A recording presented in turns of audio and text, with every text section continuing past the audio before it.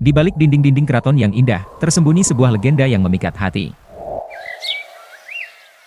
Selamat datang di video ini, di mana kita akan mengeksplorasi sejarah, mitos, dan fakta tentang Taman Sari, keindahan yang memikat di dalam Keraton Yogyakarta. Taman Sari memiliki nilai sejarah yang sangat penting.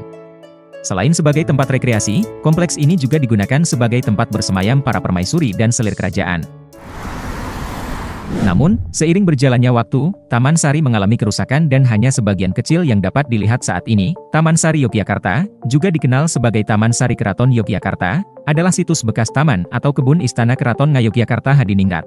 Kebun ini dibangun pada zaman Sultan Hamengkubuwono I, antara tahun 1758 hingga 1765-1769. Awalnya, Taman Sari memiliki luas lebih dari 10 hektar dengan berbagai bangunan, kolam pemandian, jembatan gantung, kanal air, dan danau buatan beserta pulau buatan dan lorong bawah air. Taman Sari awalnya membentang dari barat daya Kompleks Kedaton hingga tenggara Kompleks Magangan. Namun, saat ini yang tersisa dari Taman Sari hanya terletak di bagian barat daya Kompleks Kedaton. Konon, Taman Sari dibangun di bekas keraton lama, Pesanggrahan Garjitawati, yang didirikan oleh Susuhunan Pakubuwono II sebagai tempat istirahat kereta kuda yang akan pergi ke Imogiri. Tumenggung Mangundipuro awalnya ditunjuk sebagai pimpinan proyek pembangunan Taman Sari. Biaya pembangunan ditanggung oleh Bupati Madiun, Tumenggung Prawiro Sentiko, beserta rakyatnya, sehingga daerah Madiun dibebaskan dari pungutan pajak. Namun, kemudian proyek tersebut diambil alih oleh Pangeran Notokusumo setelah Mangundipuro mengundurkan diri. Taman Sari juga memiliki fungsi sebagai benteng pertahanan terakhir jika istana diserang oleh musuh. Kompleks Taman Sari dapat dibagi menjadi 4 bagian. Bagian pertama adalah danau buatan di sebelah barat. Bagian kedua berisi bangunan seperti pemandian Umbul Binangun. Bagian ketiga meliputi pasarean Ledok Sari dan kolam Garjitawati. Bagian terakhir adalah bagian sebelah timur yang meluas ke arah timur sampai tenggara Kompleks Magangan. Bagian pertama merupakan bagian utama Taman Sari pada masanya. Di bagian ini terdapat danau buatan yang disebut Segaran, beserta bangunan di tengahnya.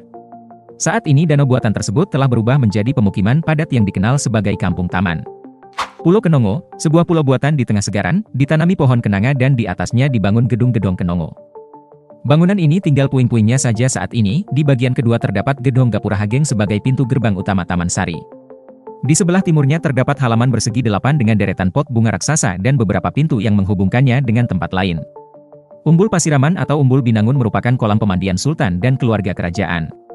Di bagian ini juga terdapat Gedong Sekawan dan Gedong Gapuro Panggung. Bagian ketiga meliputi Kompleks Pasarean dalam Ledok Sari dan kolam Garjitawati. Pasarean dalam Ledok Sari adalah tempat peraduan Sultan dengan permaisuri atau tempat meditasi. Bagian keempat merupakan bagian yang sangat sedikit tersisa. Saat ini, Taman Sari Yogyakarta menjadi salah satu objek wisata yang populer di Yogyakarta, meskipun sebagian besar bangunan dan taman telah hilang atau dalam kondisi memprihatinkan. Upaya restorasi dan rekonstruksi dilakukan untuk mempertahankan warisan budaya dan sejarah Taman Sari tersebut. Archaeologist, faktanya, Taman Sari telah mengalami restorasi sejak tahun 1960-an untuk mempertahankan keindahannya. Banyak bangunan dan kolam yang telah dipulihkan agar dapat dilihat oleh pengunjung. Dengan upaya restorasi yang terus dilakukan, Taman Sari kini menjadi salah satu tujuan wisata yang populer, menggabungkan keindahan arsitektur, air mancur, dan kebun yang indah. Terima kasih telah menonton video ini. Sampai jumpa di petualangan berikutnya.